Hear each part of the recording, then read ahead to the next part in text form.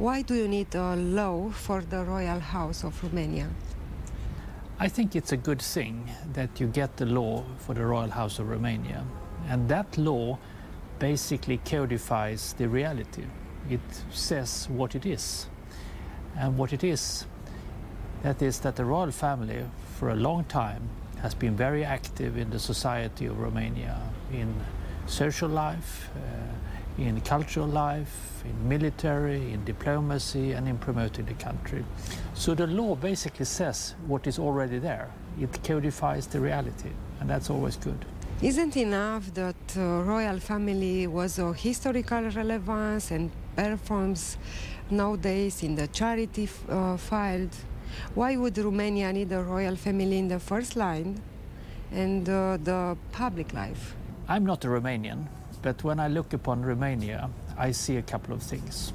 I see that you have had a very, very nasty modern history. There are lots of scars still in the Romanian society. I also see that you have a political culture with lots of deep conflicts between the parties and individuals. And I also see that you have a lot of corruption in your society. And sadly, your country has an awful reputation in many countries outside. And in that perspective, I see the royal house can come into and be part of your society to bring healing, to bring more of a belonging, to bring a nationhood, and also to help promote your country in the world, having more people to realize that you have so many good things to offer as well. So I think that the royal house is actually something very modern and something that is very much needed in a country like Romania. Isn't this law an abdication from the royal family's monarchic aspirations? I think this is very fascinating. When I came to Romania, I saw the royal house operating in the country, and I said, this is a functional monarchy. This is a country that has a royal house that is as active and as respective as in the constitutional monarchies. I don't think a royal house should campaign for itself. I don't think royal houses should ask for a referendum. Royal houses are given the task that the people want to give them, the people and the parliament. And today, the Romanian people and parliament are willing, as I understand it, to give the royal house this law, because that is where the royal house is today. And in the future, if the Romanian people want to give the royal house another role, I'm sure the royal house will accept that. So this is just a way of living within the society and within the constitution and doing what the people are willing to give the royal house as a task.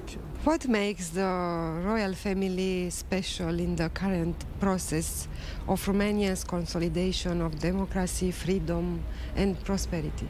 I think Romania has done some very good things. You have kept your country together. You're living in one country with different languages and sometimes different backgrounds.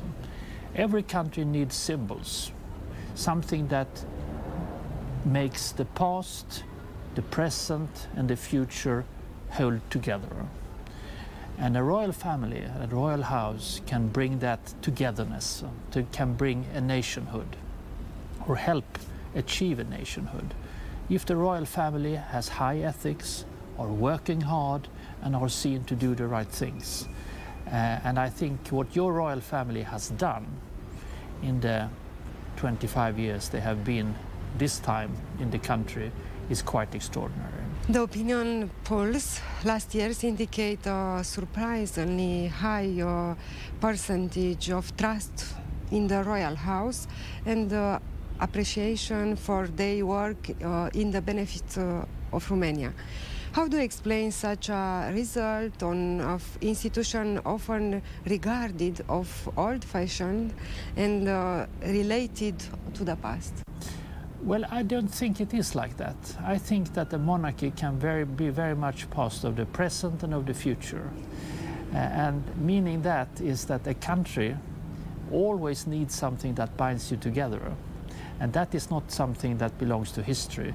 We need that more than ever today, when we have fake news, we have very vicious tendency in social media. We need to have something to look up to that binds us together and gives us a sense of pride. And that, I think, the royal family of Romania does today. So they have deserved their trust. It was not given to them, they have deserved it. Is the institution of the crown relevant for the present of our country?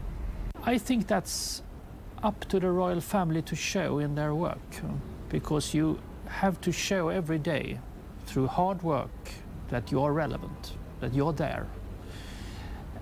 They have a legitimacy from the history, but that does not explain the trust and the confidence. They have to deserve that. And may I put also another aspect to this, which sometimes is important in a country like Romania. That is that the royal family continues to show integrity, that they are a little bit conscious of your country, that they can direct the attention perhaps to those in society who don't get very much attention, the neglected, so that they bring up also to the surface things that you as a society have to address and take care of them.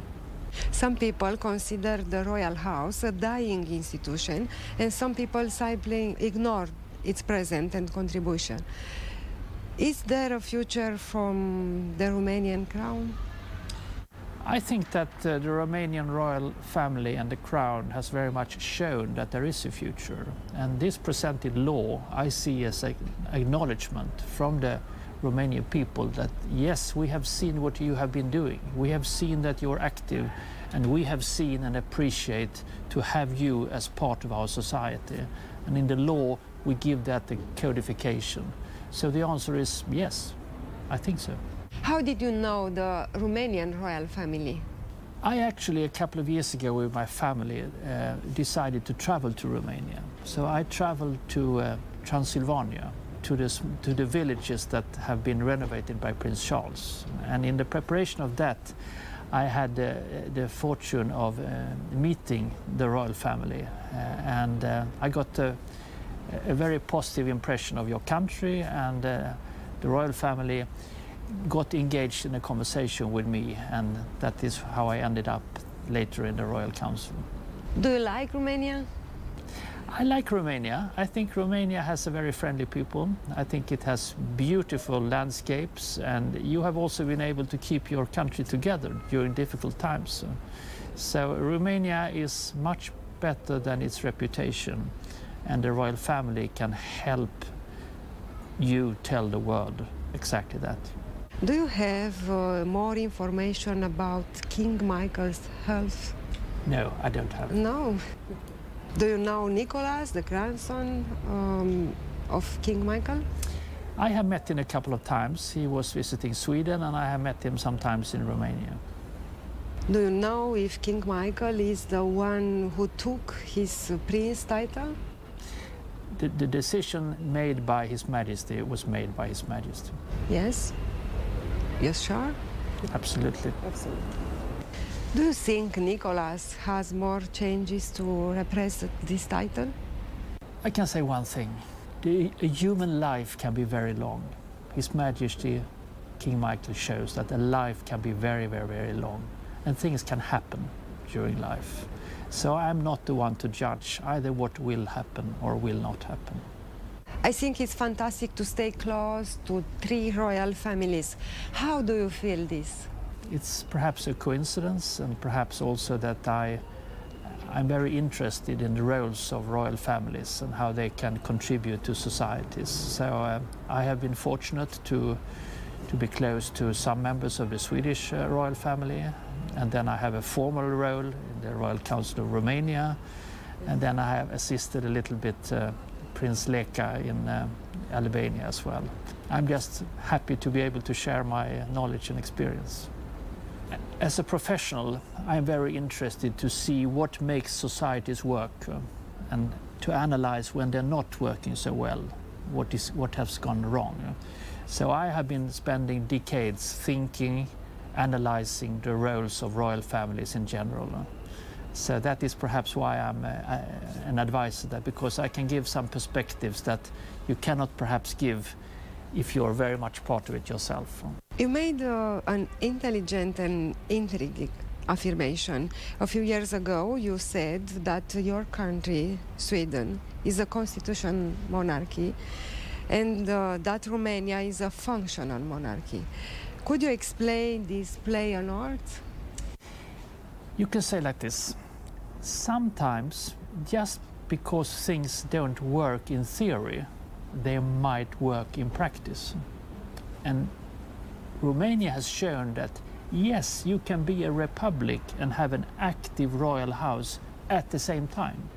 You can functionally, in operation, be very, very, very like the constitutional monarchies. But at this time, you're a functional monarchy because you are doing this within the frame of a republic constitution. And if that is something that the Romanian people finds good, then it works. But you wouldn't find any professor of political science saying that it works. But you have shown it works. You don't get monarchy from one day to another. You have it already. You can get a little bit more, a little bit more, a little bit more. And one day, the people say, my God, we are a full monarchy. You already have a monarchy. You have a functional monarchy. You have an active royal family being there in your society. And then, if they behave well and have high ethics, you can have a little bit more, and a little bit more, and a little bit more. And one day, perhaps, the Romanian people say, now we want to have an even stronger monarchy. Now we want to have a constitutional monarchy. But that is going to happen then gradually, not from one day to another, not a referendum, not a fight. So if that day happens, then nobody will notice the difference. It's gradually.